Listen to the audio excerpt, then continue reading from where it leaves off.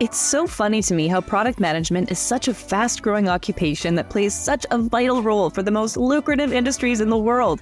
And yet the educational path is basically a choose-your-own-adventure book. Every product person I've ever spoken to has such a wildly different background that somehow led them to product. But if there's one common thread in all of their stories, and maybe your story, it's an openness to learning. My guest today is Carlos Gonzáles de Villaumbrosia, who you might know as the founder and CEO of Product School. And in the spirit of learning, I was eager to get his take on pretty much every hot topic, from what it took to build a successful startup and grow vibrant communities to crash courses on the biggest trends in the product world right now. Let's jump in. Welcome back to the Product Manager Podcast. I am joined by Carlos Gonzáles de Villaumbrosia. He is here as the CEO and founder of Product School. Many of you already know his name. Carlos, I am so honored that you decided to join us today. Thank you so much. Thank you for the opportunity. Happy to be here. So Carlos, we'll start the way we always start every episode, and I'll just talk a little bit about your background leading up to your founding of Product School. If you can tell us a little bit about that.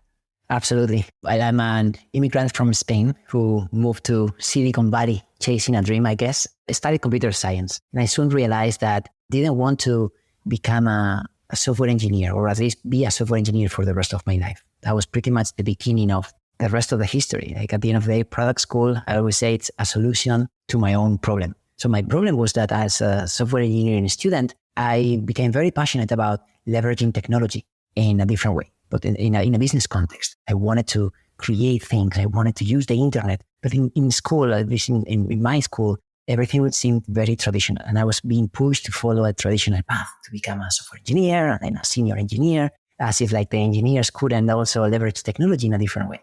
So what I decided to do was to go to Silicon Valley and join business school, which is literally the opposite of an engineering school, in my pursuit of understanding how to build technology businesses. And then I met a lot of other engineers that were thinking business, and I kind of connected with my own people. Obviously, there are many other backgrounds. There are consultants, finance professionals from so many different backgrounds. But the point is that I also realized that business school was potentially too high level. We were reading books, discussing big business, potential merger and acquisitions, but in reality, I was struggling with how to ground some of those concepts into something more tangible. And Product School is exactly that sweet spot between an engineering school and a business school where people can build digital products and become product managers. Obviously, this is an idea that you were very committed to from the get-go. So what was that motivation that kept you really working on the school? Because it would have taken some time to really get the momentum.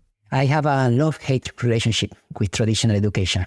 On the one hand, I'm always learning. I believe in lifelong learning. I never fully understood why we are supposed to be full-time students until our mid-20s. And then at some point, we become full-time professionals. And where does learning go? And I believe that there should be space to invest in our own minds the same way we can invest in our work, in our family, in our bodies, in our spirit. So I always wanted to find a way to keep learning beyond just the traditional degrees. At the same time, there were things that I wanted to change based on my own experience as a student. For example, I not always was inspired by my professors, because I believe that the best teachers or professors are actual practitioners. And here at Product School, I wanted to learn from the best. So all the instructors that teach with us are actually not teachers. They are full-time product leaders who are actively working at companies such as Google, Airbnb, Netflix, or Meta. Well, they're mostly based in Silicon Valley. Then the other piece around traditional education that I wanted to change, at least for my own dream school, was the format. I wanted to create something that is more flexible, where people can study on the side on weeknights, weekends, so they don't have to put their life on hold. And those trainings can be very specific.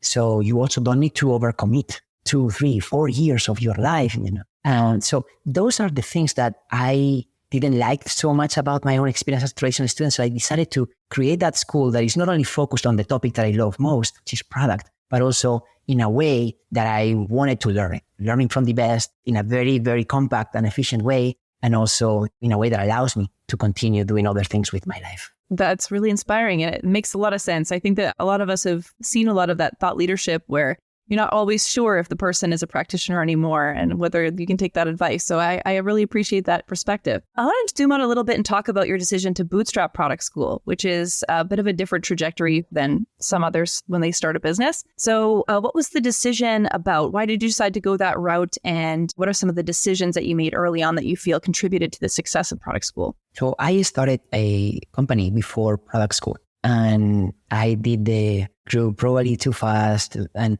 I learned that wasn't my own definition of happiness or success. Living in Silicon Valley is amazing to me because it allows me to be closer to like-minded people and really learn from some of the best. At the same time, I think there's a lot of peer pressure. And something that I noticed as a founder was that I was sometimes being measured based on the valuation of my own business or the number of employees on my own business. And I think when I was younger, I kind of played that game.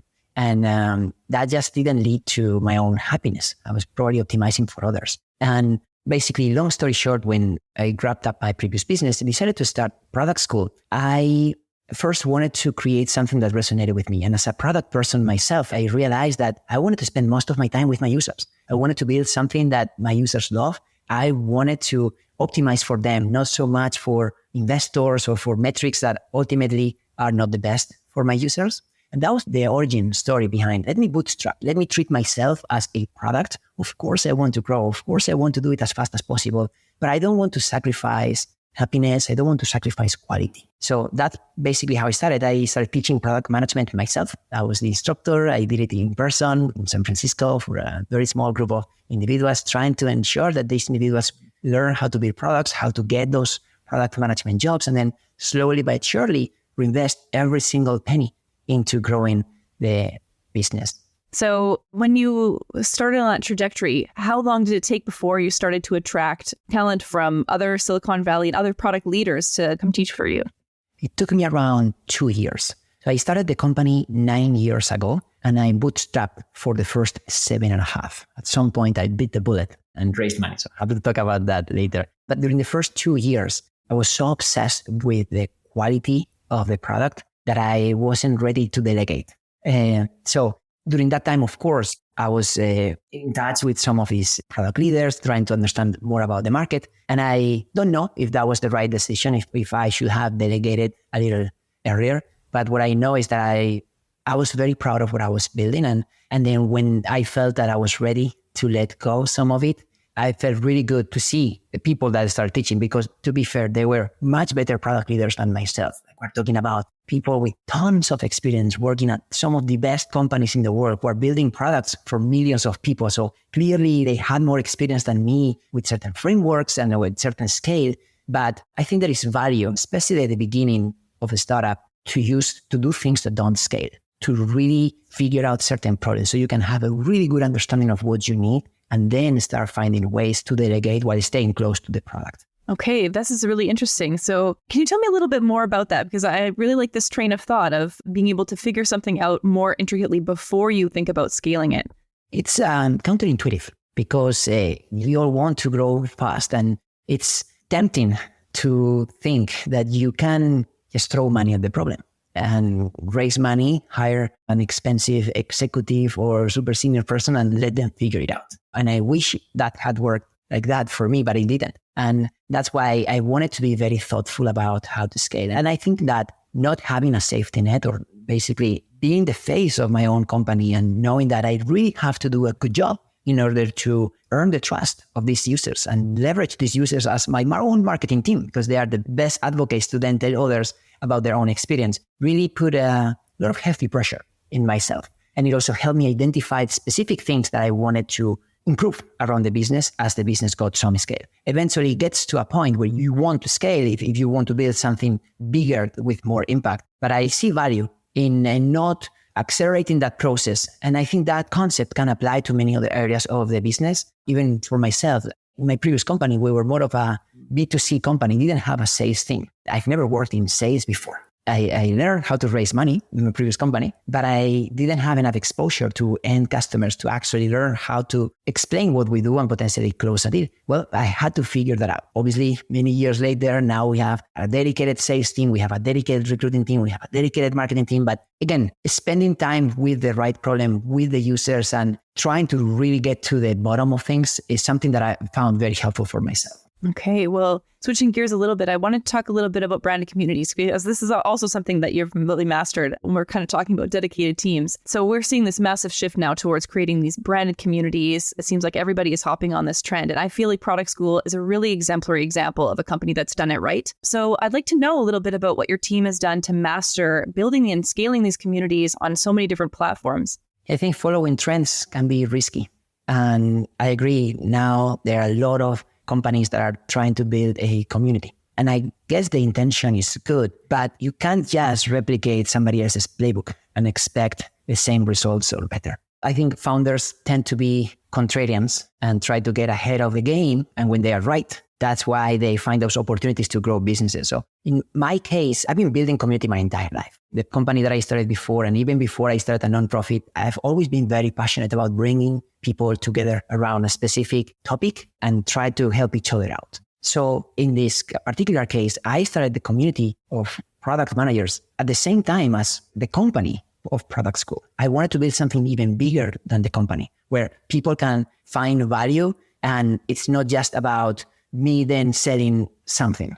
Of course, there has to be some business model to sustain that community, but ultimately, my definition of community is a place where people who join can also get value from each other. It's not about a place where everybody comes to then be sold on something that a company is doing. There are obviously very different types of community, but specifically in my case, which is a community of practice, we try to be as agnostic as possible. So it's not about just selling a particular tool or product or company, and also trying to give as much value upfront as possible. Today in Product School, over 90% of the resources that we create are absolutely free and available for everyone. From books, templates, micro-certifications, they're all available. And there is no hook. We are not expecting for you to become a paid customer. Of course, we would love that. We have paid certifications for people who are really, really serious about becoming product managers or getting promotions, but that is not required.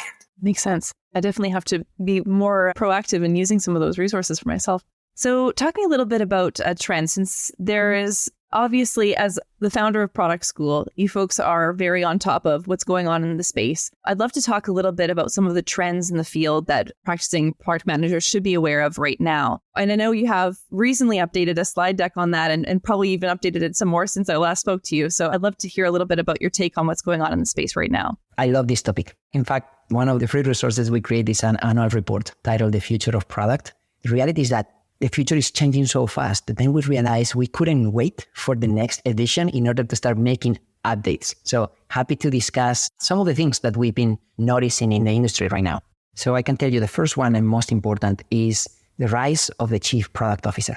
Today, last time we checked, over 33% of the Fortune 100 companies have a Chief Product Officer. That is huge because most of the companies in the Fortune 100 are not high-tech companies based in Silicon Valley or New York. We're talking about companies in oil and gas, consumer packaged goods, management consulting. It's not obvious that those companies will be hiding such digital roles. And the reason behind that is because every company or many companies are becoming software companies, regardless of the product or service they sell at the end of the day. So as these companies go through this type of digital transformation, they are investing very hard in upskilling, in creating digital teams. And the product team is becoming more strategic than ever. Back in the day, product was associated with just technology or engineering, basically a bunch of people at the end of the process where marketing and sales is selling something. And then when the deal is closed, then these technology people come and try to deliver. Today, that is not at all what's happening. Product is a strategic partner. It's at the center of the organization. It's users are using the product way before they decide to become paid customers. And that's something that we are seeing consistently across the board. Tell us a little bit about the product management field. It's, before it seemed like it was undefined and has really just emerged as a specific role. And then all of a sudden, it seems like the role itself has exploded. Yeah, I've been evangelizing and on product before it was cool. I remember 9 years ago when we started the company, most of the students would come to us asking questions such as, what is product management? Or why should I care about this? Like, can you show me more about the value of this type of role? Today, this is not a secret anymore. In addition to the stats that I shared with you, if you go to LinkedIn, for example, I was checking the stats this week, it's over 75,000 open jobs in product management. That's incredible. That's mainstream. So it's not just about companies hiring a chief product officer. It's really companies investing in the entire career ladder and the entire product teams.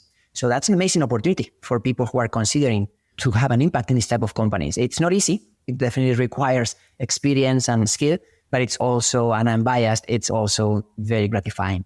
Do you think that people who are entering into product roles or starting their education to become product managers have anything to fear as far as the layoffs that we're seeing in the tech sector right now? This is a really interesting point, because if I were just reading the headlines, I would fear, right? You look at especially this type of high-tech companies such as Google, Meta, Salesforce, Amazon, doing layoffs for over 10,000 people each company, and many other companies, different sizes. What I would like to share with you is the underlying information that we've seen in terms of how those massive layoffs are affecting the product team. So when we did that research for companies such as Amazon and Meta, we identified that people working in product the layoff, only 4% of the amount of people that were laid off by those companies were actually working in product. We're seeing that product teams and engineering teams are some of the most resilient teams to this type of layoffs. Why? Well, this is because these are the teams who are building the long-term value for the business. These are the teams who are literally you need to keep happy the most, especially in this time. And obviously, I hope there are better times for the economy. But even during this time, we are seeing that more and more companies are still hiring PMs. And even the ones who are not hiring PMs are definitely trying to keep their product teams intact. Absolutely. And speaking of delivering value, something that you had mentioned before was users being your best source of marketing and word of mouth being some of the best tool that you can have to grow your product. What kind of information can you share with us about CX as a distribution channel? I always say that you cannot fake an excellent customer experience. And that is another big reason why product is so important. Because at the end of the day, even if you've heard amazing things about something, you still want to see it by yourself. You want to use the product. You want to feel the product. So that is something that you need to get right. Because even if the homepage looks beautiful, once you start using the product, if you don't like it or you don't find enough value, you are not going to renew that product. And at the same time, if you find a lot of value, you might consider to upgrade because you want more of it. So the role of product is not only critical because they are creating a great user experience, it's also critical because it can generate way more revenue in times when other marketing channels are becoming saturated and way more expensive, such as paid acquisition. So in that sense, product leaders are implementing a strategy called product-led growth, which in simple terms means leveraging your own product as the main distribution channel. It's identifying what are the users that have most potential to upgrade and find opportunities within the product to create those prompts so they can do it. And hopefully they do it in an automatic way so they don't even need to interact with humans to make it happen. So it can be as smooth as possible. At the same time, these product leaders are looking for ways to identify this type of users, not only to encourage them to upgrade, but also to spread the word to other users. And maybe some examples I can give you right off the bat could be Uber, classic Uber app, right? That a lot of us use for sharing rides or for going somewhere. You can invite your friends and you can get an economic incentive and then your friend also benefits. Classic referral program. Well, you will only do that if you're having a good experience. You would never want your friend to have a horrible experience, going from point A to point B. So this whole term around product strategy or product-led growth is really evolving. But at the end of it, it's about treating product as much more than as a support function that comes after sales, but more as a line of defense that can really provide value to users even before they become paid customers. That's so fascinating. And I know that everybody right now is so interested in product-led growth and how to do it effectively and how to create those experiences that are going to be effective at bringing new users in. Do you have any other insights on product-led growth as far as strategic methods that people can be looking at if their product-led growth strategy has not been as effective as they thought, or things to evaluate? Absolutely. And I also have examples on what not to do Because sometimes with this type of trends, like we're talking about community before, and now we're talking about product-led growth, they become misunderstood, right? And everybody wants to jump on the train and start doing it just because my neighbor did it and it worked. And product-led growth is not about spamming your users with offers to upgrade. It's not about bribing your users to start sharing your product with your friends. It's not about identifying that there is someone from a company that just signed up for your product and start bombarding that person to ask for an introduction to company CEO. So there's a lot of science behind the scenes on how to actually provide value, nurture that user, understand who that person is, and then find the right opportunity to make an ask. But before you make an ask, you have to give. And I think it's about adding value first. That same concept will apply to communities. Add value first. I suppose it's always that time to value, adding value and adding it as quickly as you can. So I wanted to sort of end on a note I think that everybody is always thinking about, you see it all over Twitter or X or whatever you want to call it now, is generative AI. I think that this is such a fascinating and fast evolving field. And I'm sure that I'll ask someone else a month from now and they'll give a completely different answer. But for the time being, what are you seeing as far as trends in generative AI, both on the development of products as well as how product managers can use this technology internally to make their lives easier? Yeah, we're touching all the hot topics related to product. Gen AI is definitely important. And I'm right now wearing the student hat because I look around, I also go to X and LinkedIn, and I see so many experts giving advice. And I'm thinking, how is that even possible? Like, this thing became mainstream relatively early. Obviously, AI has been around. I remember when I was a student in computer science, I took an AI class. This is 15 years ago. So just to put things in perspective, but it's true that AI is now, especially Gen AI, much more mainstream. And now we're understanding use cases that can be leveraged right away that are making business impact and don't require technical background. So in that sense, I think this is very, very powerful. But I also think it's important to not overreact to this type of trends and start thinking about, oh my God, how can I get rid of 90% of my team? Because that is not the point.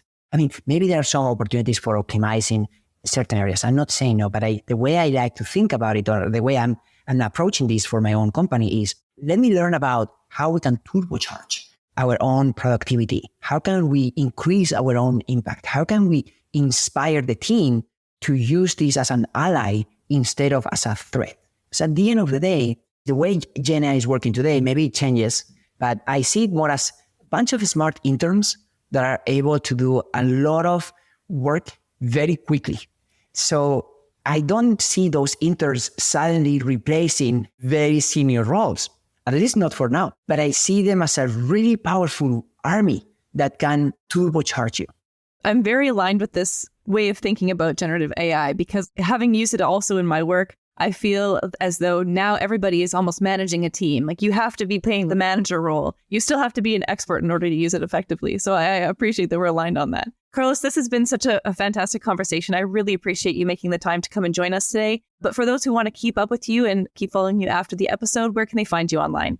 LinkedIn, I'm very active there. So feel free to connect with me there. And I do my very best also to respond. I block time every day to be in touch with people and on social media as well as my own community. And then if someone wants to enjoy some of our free resources, just go to our website, productschool.com. Wonderful. Well, thank you so much for your time, Carlos. Thank you. Thanks for listening in. For more great insights, how-to guides, and tool reviews, subscribe to our newsletter at theproductmanager.com/subscribe. You can hear more conversations like this by subscribing to The Product Manager wherever you get your podcasts.